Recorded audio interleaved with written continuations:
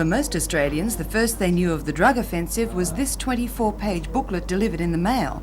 But the booklet itself has brought a hail of criticism from many groups, which claim the money is not being spent where it is most needed, on the kids on the street. According to New South Wales Coordinator of the Drug Offensive, Tom Carroll, the booklet is just the first phase and is now being followed up by other phases dealing with individual problems. The latest phase, which will be officially launched in Sydney on Monday, is aimed at adolescent alcohol abuse.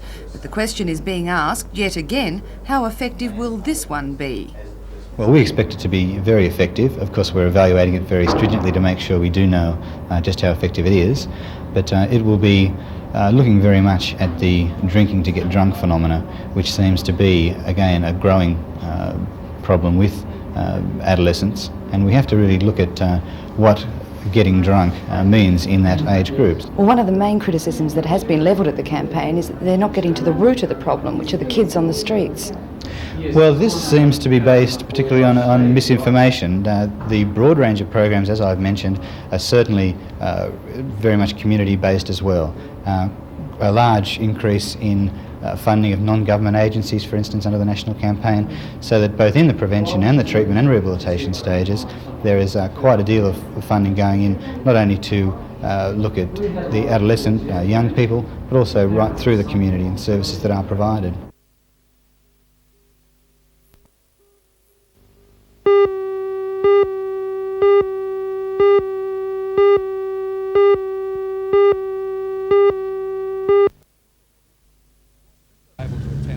Mr Wroblewski was afforded an official welcome in Civic Park this afternoon, performed by the member for Waratah, John Price. Mr Wroblewski is nearing the end of his 12 months as President and has filled the time, all but 11 days of it, visiting 50 of the 161 world countries which embrace the Lions movement. 9 days in Australia saw him attend the national conference in Adelaide before arriving here. Mr Wroblewski was presented with a book, Gateway to the Hunter, as a memento of his visit. In response, the Lions president, who has an undertaking business back home in the United States, planted a tree, a Melaleuca leucodendron, as a permanent reminder. A special banquet at the City Hall, attended by 400 guests, is honouring Mr Wroblewski tonight. And his address will no doubt include comment on a major advancement for the Lions Youth Exchange program. We have finally gotten the USSR to agree to exchange 3 students with us in my particular state in Pennsylvania. It's a pilot program that the International Board approved, and it all came about as a result of the 2 heads of one of the United States, one of Russia, when they met not too long ago. And it was a recommendation of President Reagan to try and get some youth exchange going. And one of our Lions who had the foresight to meet with the State Department and get the approval has now gotten approval. We're getting 1 student in from Hungary and 3 from USSR.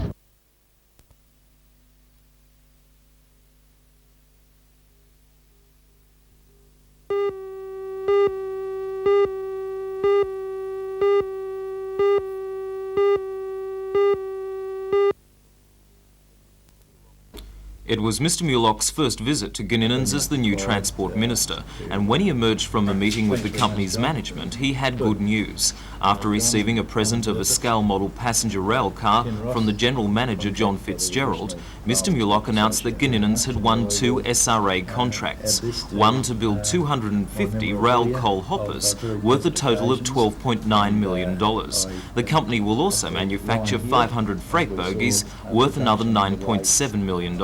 The bogies will be made by Gininans Lansdowne division at Taree, guaranteeing the 150 employees there 12 months' work. Work on the coal hoppers will be split between Lansdowne and Gininans at Broadmeadow. Meanwhile, Mr Mulock also discussed with Gininans the soon-to-be-announced contract for the new Tangara passenger train.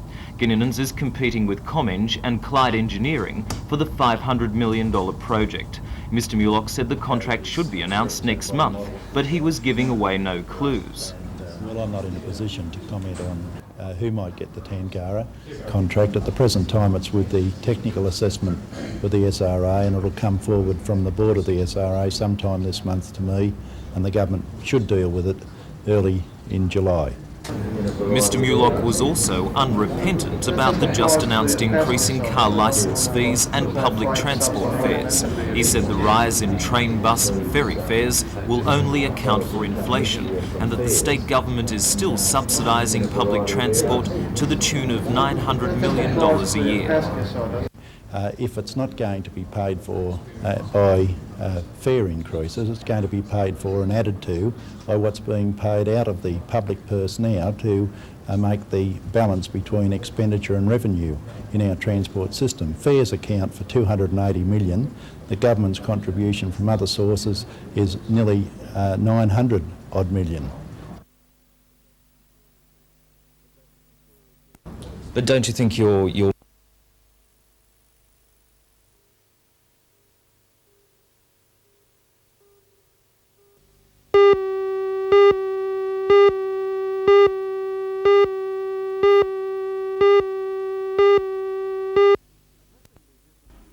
Addressing the business group's weekly meeting, Mr Hay said the ACTU controls the government, with the elected members having little to say.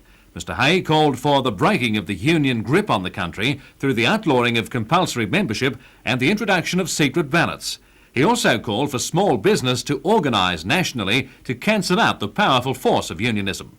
Mr Hay is on a national tour explaining the form of his new organisation.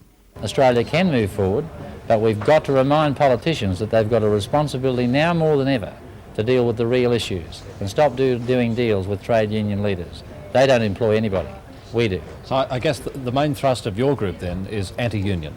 We are anti-big business, big governments and big unions, yes. The people, the 700,000 small business people, whether they're rural or city-based, can make a real difference in this country. We are no longer prepared to have costs dumped on us done by deals between the ACTU, the government and the Arbitration Commission for the sake of industrial peace. Australia can't afford those deals.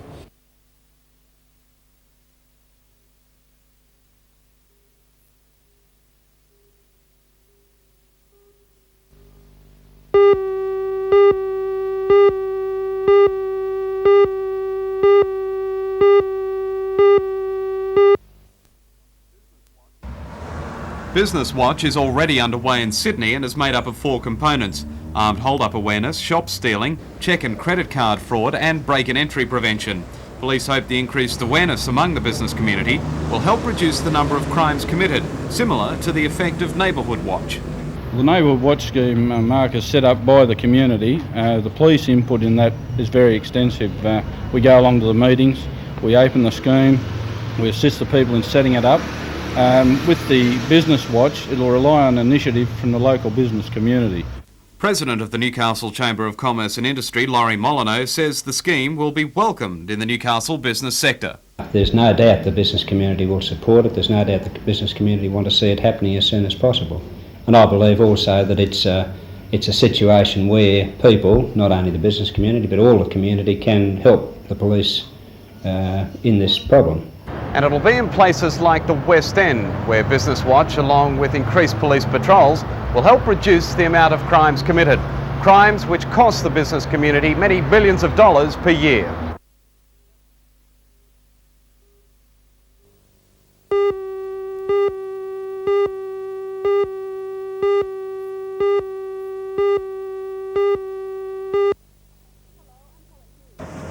Hello, I'm Helen Hughes. A factory which distributes nationally was opened in Wyong today.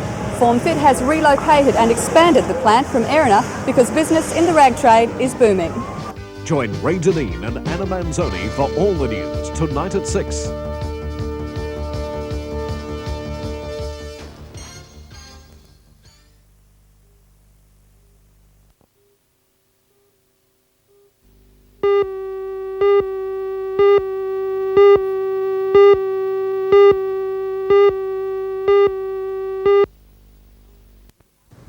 Described as the outdoor strategic adventure game, these budding Rambos tested their skills at Beresfield. There are more than 600 skirmish clubs in America where the game originated and has turned into an international multi-million-dollar business. The idea is simple. Load this specially designed gas-operated firearm with pellets filled with yellow dye. Set your sights on a flag and if anyone tries to get in the way, shoot them. Come out. Do you think people could be concerned, though, that this is the type of game that's encouraging aggression and warlike tactics? No, couldn't be said as that. This is a scenario of mock war, and that's what you put it down to. The aggression is in the basis that you, with the gun, want to get that flag that's at the other end of the field, or you want to get the opposing side and tag him with the paint pellet. And you have to use brain. The brain comes into a situation where you have to work as a team with the other people and work out a strategy that's going to get you as close to that flag. Although the game is taken seriously, organisers stress that it's all in the name of good, clean fun. Well, sort of. And if there are any bad sports, they're dealt with accordingly.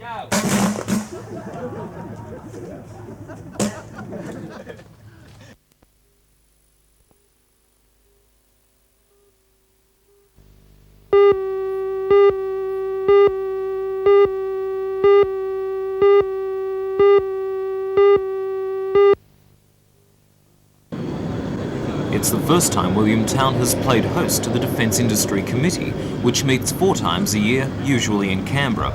The visit gave the committee members a chance to review the facilities, and Chairman Sir Brian Inglis a chance to ride in a Hornet fighter. Sir Brian, who is the head of Ford Australia and a former World War II fighter pilot, obviously enjoyed the flight, but was down to earth about the purpose of the meeting. We have industry members and defence members. And we look at the various installations to see what participation, how we can contribute in industry to the support of our armed forces. Now, despite the dismal weather, the RAF turned on a spectacular display for the visitors of the Hornet's low-speed manoeuvrability.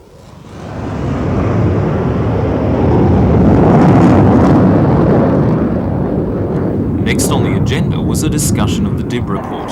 The report by the Minister's advisor Paul Dibb recommends that Australia's Defence Forces become more self-reliant. Mr Dibb told the committee that industry could help to achieve that self-reliance. Well, I think in very important ways there are a series of proposals in the review for quite specific items that could be made in Australia. Let me give you one example. I propose that 8 light patrol frigates be manufactured in Australia, and you could see that would involve a lot of work for Australian people and Australian companies in a number of yards. Today's briefing was part of a month-long public relations campaign by Mr Dibb to sell his report. His next major test will come on Thursday, when he addresses the National Press Club luncheon in Canberra.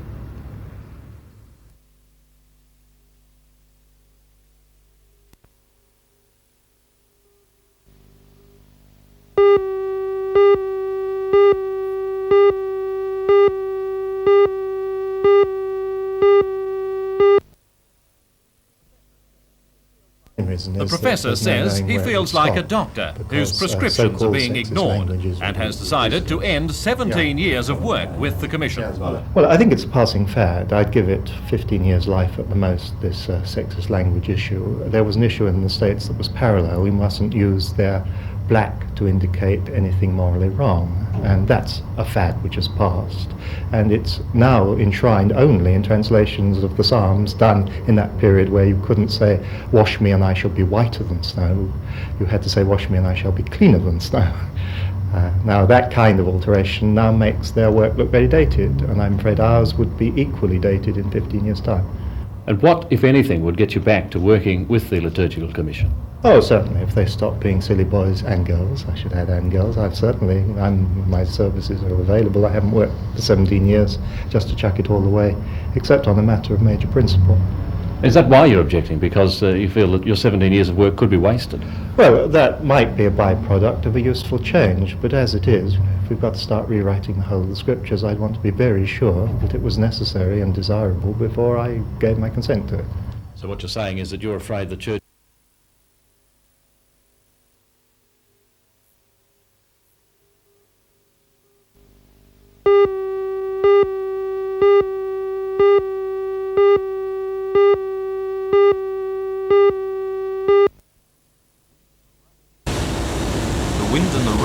seemed to worry a hardy old sailor like George Bishop as he climbed the gangway onto the HMAS Jarvis Bay. 86-year-old George was welcomed to the officers' mess by the captain, Commander Kit Carson, who showed him the ship's line book, tracing the history of the Jarvis Bay and the ship that originally carried that name. George served on the first Jarvis Bay as an engineer between 1925 and 28. At that time, she was a passenger ship plying the run to England. Years after George signed off, the Jarvis Bay was converted to an armed merchant cruiser for the Navy. In 1940, she was sunk by a German battleship in the North Atlantic, while heroically trying to save a merchant convoy from attack. As Commander Carson explained to Mr. Bishop, the present Jarvis Bay was also a civilian ship, a car ferry known as the Australian Trader. She was converted to become a Navy training ship. George says the present Jarvis Bay is quite different from the original. Well, it's certainly much smaller, but it has twin screws, apparently, and it looks a very nice warship. It was a special day for George, and to help him remember it, he was presented with the Jarvis Bay's coat of arms.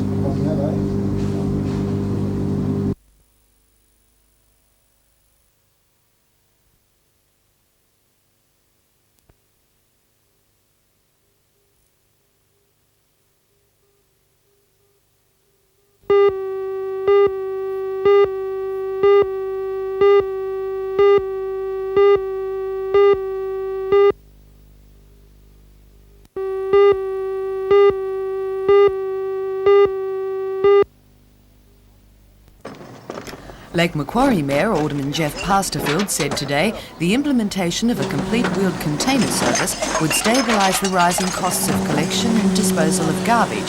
He said it would also provide a more hygienic and efficient service. In the past, the council has allowed residents to have both types of bins. Since the majority of Lake Macquarie residents already have the wheeled bins, the council is also asking residents who don't have one to purchase the new bins at a cost of around $55 each. The Newcastle City Council will also implement its complete wheeled container service and by unlike the end other of areas, next year. Cessnock has However, leased... Newcastle ratepayers will have their first bin supplied free of charge.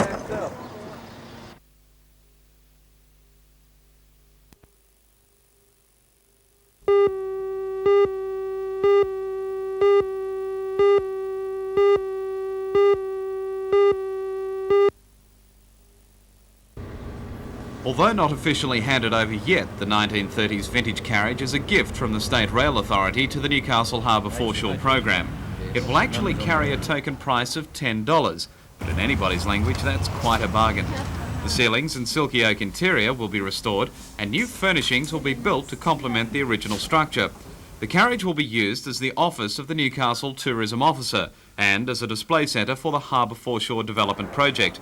It will be a focal point of the foreshore when it's refurbished and located here at the bottom of the Perkins Street footbridge by Wharf Road. The City Administration says Carriage 113 in its new role will both attract tourists and remind the community of the role the railway has played in the history of Newcastle.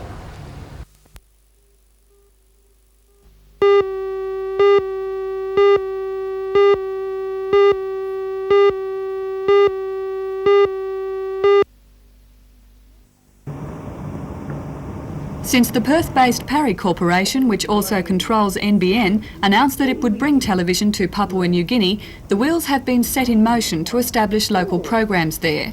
Children's television has received special attention, and today in the NBN studios, the finishing touches were being put on Romper Room.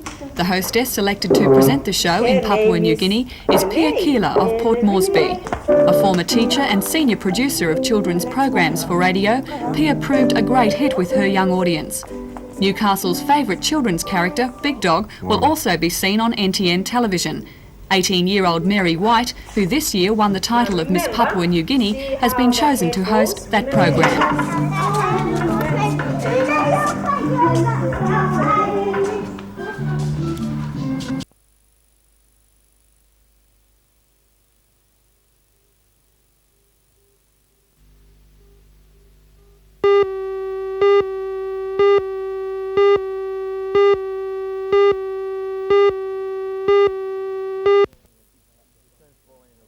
The team's falling into a good pattern, good understanding now. As you say, we've got some great young kids there. Mel Cherry, he's playing tremendous football since he came back from France. Paul Hill, as steady as ever.